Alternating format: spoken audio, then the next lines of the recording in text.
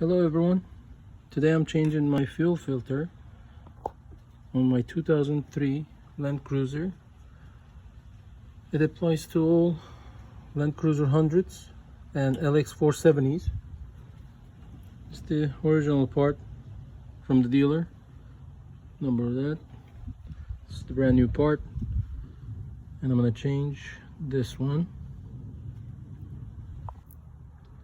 First step is to push these and pull this out, then take out these bolts in the bottom, 2 bolts, which is exactly like this, one looking like this and the other one is over the other side, and take this bolt, which is this one, and just switch.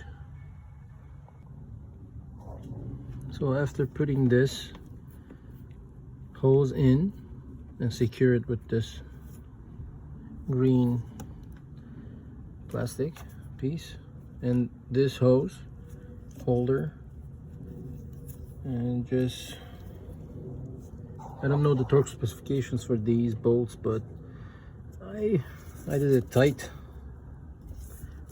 This one and this one is hard to reach a little bit, that's why I used the smaller ratchet.